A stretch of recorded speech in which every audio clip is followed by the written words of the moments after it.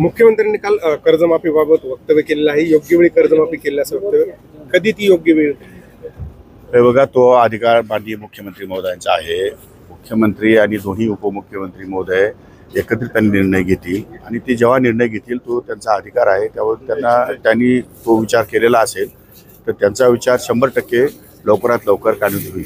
नाशिकच्या पालकमंत्रीपदावरून देखील मोठी रस्सीखेच सुरू आहे. कुठेतरी भुजबळ तोही अधिकार माननीय मुख्यमंत्री महोदयांचा आहे. त्यामुळे त्याच्यातही फार भाष्य करणं योग्य नाही आणि कोणी असं त्यामध्ये फार असं एक्स्ट्रीम असं काही कोणी फार नाशिकच्या बाबतीमध्ये फार वादविवाद आहेत असं मला वाटत नाही. भुजबळ साहेबांचा दावा कुठेतरी अधिक प्रबळ होता. असं काही कोणाचाही दावा नाही. नाशिक जिल्ह्यावर कोणाचाही दावा नाही. मुख्यमंत्री महोदयांचा अधिकार आहे आणि मुख्यमंत्री महोदय जो निर्णय घेतील तो सर्वांना मान्य असेल. मुख्यमंत्री व्हावेत अशी इच्छा जी आहे इच्छा होणं वाईट काय? इच्छा असणं वाईट काय? शेवटी राजकीय पार्श्वभूमीमध्ये या सगळ्या गोष्टीला एखाद्या ठिकाणी राज्याचं नेतृत्व करायचं असेल तर तो आकड्यांचा खेळ आहे. आकड्यांच्या खेळासाठी प्रत्येकाने स्पर्धेमध्ये आपलं आपलं काम करावं. त्या दृष्टिकोनातून आम्ही आमचं काम करतोय, ते त्यांचं काम करतायत.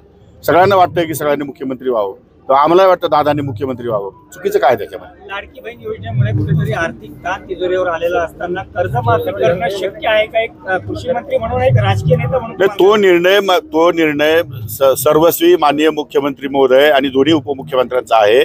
ते वेळ आल्यावर, योग्य वेळ आल्यावर निर्णय घेतील. शेतपर्यंत कर्जाचा बोजा वाढेल शेतकऱ्यांवर किंवा शेतकरी कर्ज फेडणार नाही जर अशी आश्वासने दिली गेली तर मग काय तुम्हाला वाटतं त्याबाबत? तो विषय शेतकऱ्यांचा आहे आणि शेतकऱ्यांनी कर्ज भरलीच पाहिजे असं माझं मत आहे.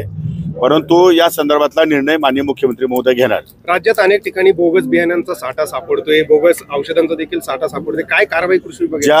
ज्या शेतकऱ्यांनी माझ्याकडे तक्रार दाखल केली, ज्या कृषी सेवा केंद्राच्या संदर्भात तक्रार दाखल असेल त्याच्यावर तात्काळ कारवाई केली जाईल. फक्त माझ्यापर्यंत ती तक्रार आली पाहिजे. नुसता वेग बातम्या नको. तक्रारदाराने त्यांनी जर मला तक्रार केली तर मी त्याच्यावर तात्काळ कारवाई करेन.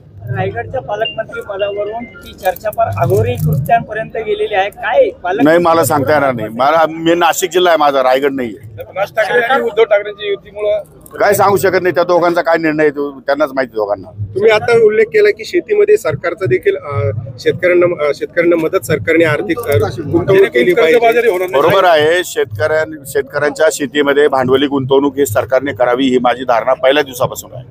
आणि त्या दृष्टिकोनातून या वर्षाला 5,000 कोटी रुपये असे मिळून 5 वर्षामध्ये 25,000 कोटी रुपये या भांडवली गुंतवणुकीसाठी सरकार खर्च करणार आहे.